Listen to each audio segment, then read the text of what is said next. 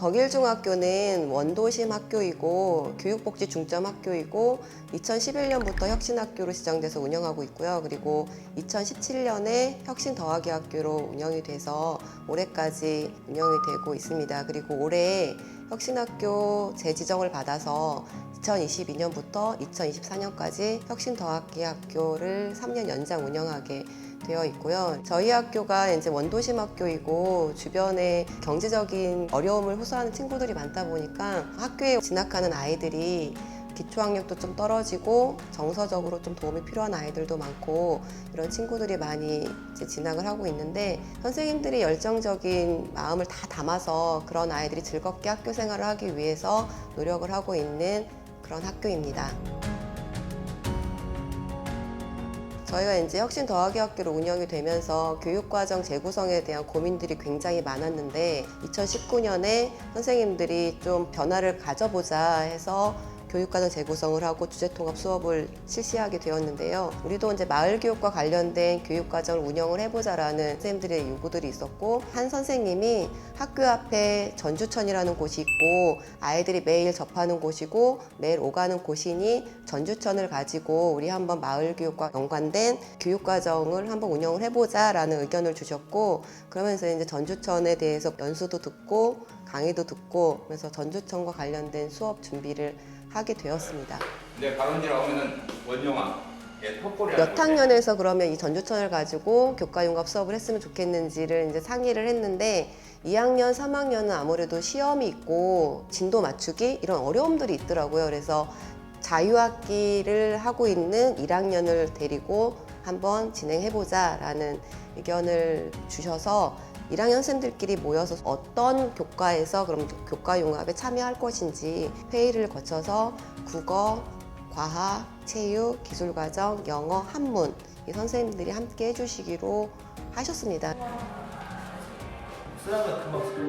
교과융합 수업을 진행한다고 할 때 전주천이 지리 쪽과 관련되다 보니 사회 과목 선생님이 중심을 잡아서 우선 아이들하고 종이에다가 전주천 지도를 그리고 전주천의 물길, 흐르는 방향, 그리고 전주천의 발원 이런 거에 대해서 수업을 하셨습니다. 그리고 그 위에다가 투명 아크릴판을 그 지도 위에다가 아크릴판을 중첩을 해서 거기에다가 과목별로 필요한 영역들을 이제 쌓아가는 그런 걸로 수업을 진행을 했는데요. 기술과정 시간에는 지도 위에다가 투명판을 놓고 그 판 위에 전주천을 중심으로 한 먹거리, 볼거리를 표시를 했고요. 그리고 과학 시간에는 전주천의 생태에 대해서 표시를 하고 그리고 생물도감 만드는 것까지 수업을 진행을 했습니다. 그리고 영어 시간에는 전주천의 생태를 위해서 내가 할 수 있는 한 가지라는 주제로 동화책 만들기를 진행을 했고요. 그리고 한문 시간에는 전주천 주변의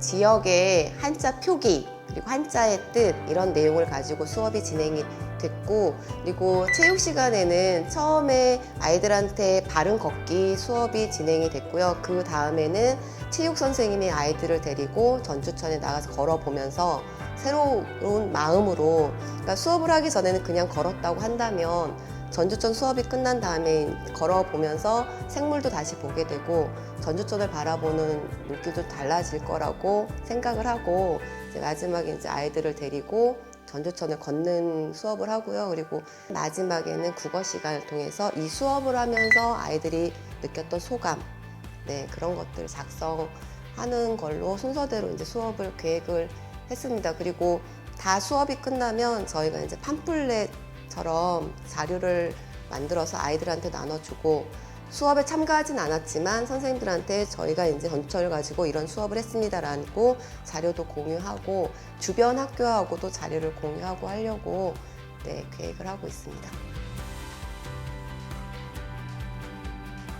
사실은 이거 수업을 하면서 저희가 맨 처음 교과융합 수업을 생각은 많았었지만 시도하는 거기 때문에 크게 막 엄청난 결과물이 있을 거라는 생각은 안 했고요. 근데 아이들이 전주천 관련된 수업을 하면서 전주천에 다리가 이렇게 많았어?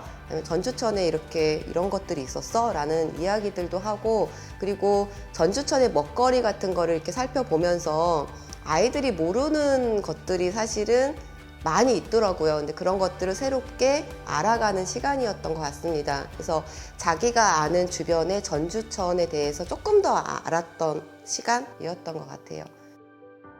교사 입장에서는 사실은 중학교가 교과 영역이다 보니까 그 벽을 사실은 허물어뜨려서 융합이라는 걸 하기 되게 어려운데, 그러니까 작게나마 선생님들과 함께 힘을 합쳐서 시도했다는 거, 그거에 대해 큰 의의를 두고 함께 해준 선생님들에 대해서 되게 감사함을 느끼고, 네, 그렇습니다. 마을 교육이라는 걸 주제를 정했을 때 아이들이 사실은 마을을 떠나는 아이들도 많고 그 마을에 살지 않는 아이들이 많다는 이야기를 많이 들었습니다. 특히 전북 지역이 이주하는 청년들이 되게 많거든요. 그래서 지금 저희 학교 아이들이 조금이라도 자기가 살고 있는 마을을 사랑할 수 있고 마을에 대한 애정을 갖고 나중에 외지로 나가더라도 힘들고 괴로울 때 다시 자기의 마을로 돌아왔으면 하는 생각에 마을 교육이라는 주제를 정하게 되었고요. 그리고 조금 더 확장시켜서 지금은 전주천을 가지고 수업을 진행했다면 조금 더 확장시켜서 전주라는 지역에 대해서 함께 아이들하고 수업을 진행하고 싶은 생각도 있습니다.